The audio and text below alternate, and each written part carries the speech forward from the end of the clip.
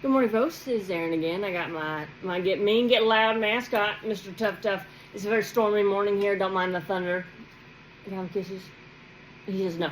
All right, so let's talk about Stonewall and why being a homosexual or being gay or lesbian or trans is no longer considered a mental illness in America per the Psychiatric Association or the DSM.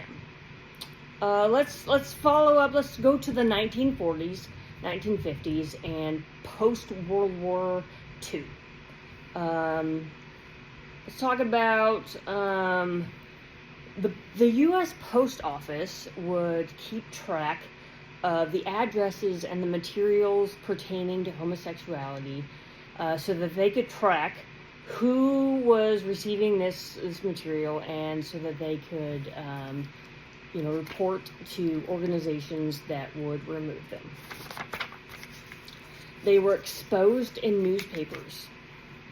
There would be city sweeps to rid them of the neighborhoods, parks, bars, beaches, wherever they might be congregating.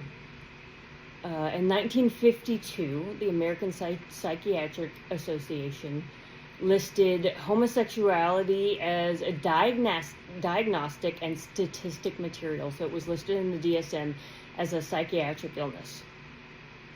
In 1965, it became exposed of the news of a U.S. Fed Cuban prison work camp inspired the United Nations to take involvement. That's kind of sad. While this was going on, it became aware that undercover officers would solicit gay men and then arrest them. Folks, that's entrapment, and that's kind of illegal. I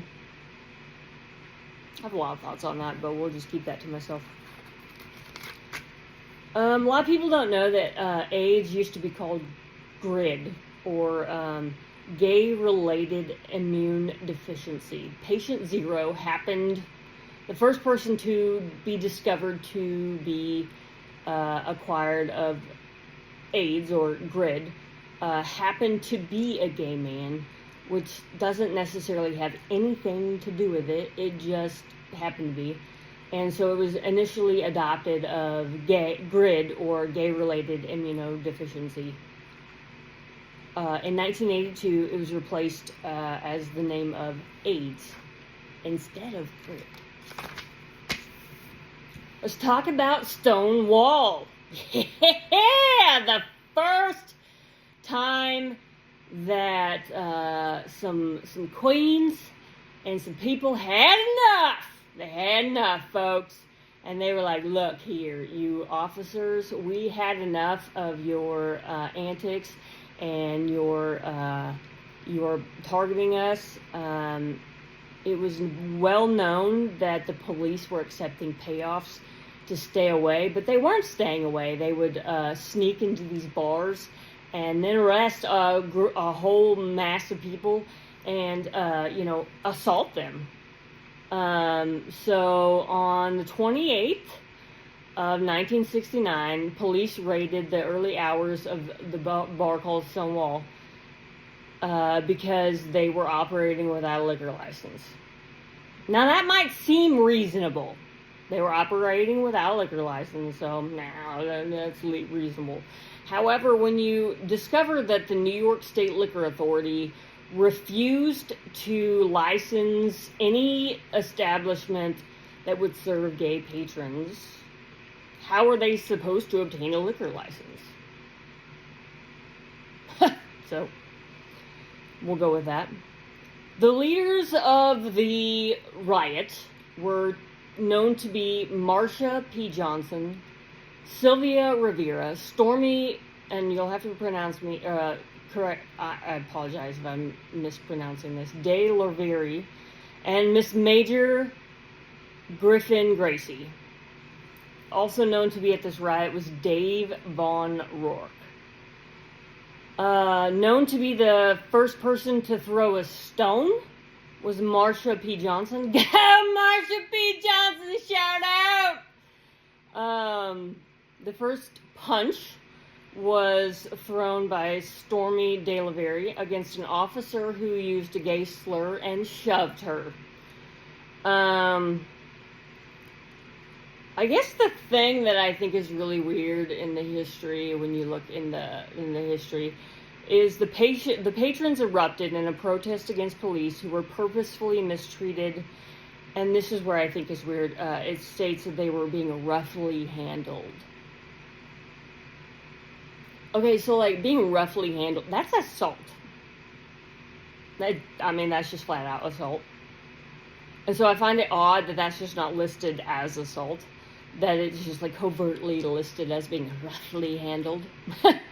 Okay, so let's just glide over that. So they're being roughly handled. So this is the first time that gay and lesbian and trans folks stood up for themselves and said, enough is enough.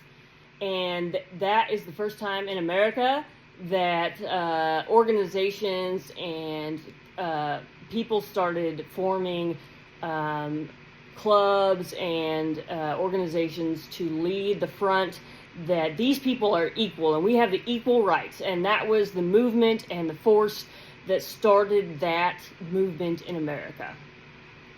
The thing that I find disappointing is that it was slow going, friends, slow going. Let me see here.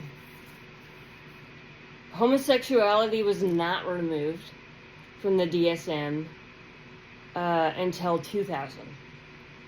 And psychiatric professionals signaled that there was no apparent link between mental illness and homosexuality. That's important. There's a significant amount of people in our country that still believe that homosexuality and mental illness are linked. And there are people who are very well educated on our neuropsychology who are saying, folks, it's not. There's no link. And I don't know why you basic motherfuckers, you basic people, think that without any sort of education that you can link mental illness with being a homosexual. There is no link, says the professionals of America. There was one other thing I wanted to list that it wasn't until, there's a really important one in here. It wasn't until, where you be?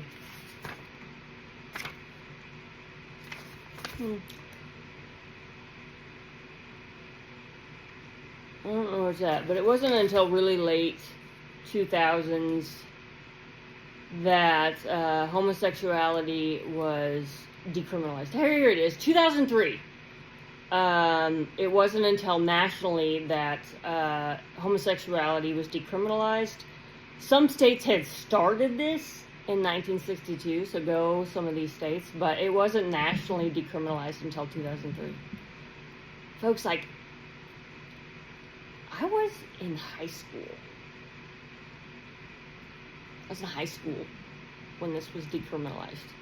I was a decently aged individual, and so were a lot of you when this was decriminalized. The fact that this, it took us so long to figure out, like, maybe we shouldn't punish these folks for just being themselves.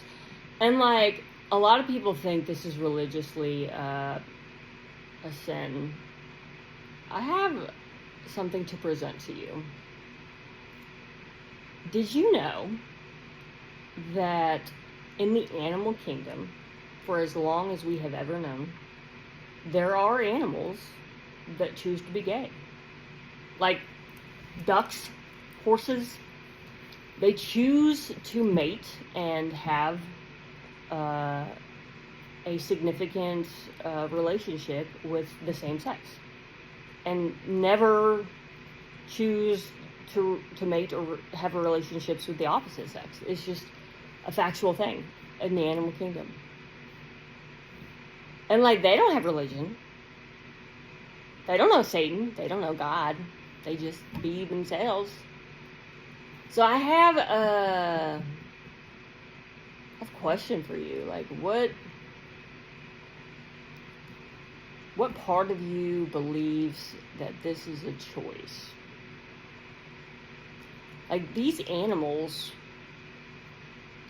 and we are part of the animal kingdom, like, what part of you thinks that we're operating under any sort of different mentality? Like, we just be ourselves. And again, I have a question for you. Like, why are you inserting yourself in my personal life? Like, why do you think that that's any of your business?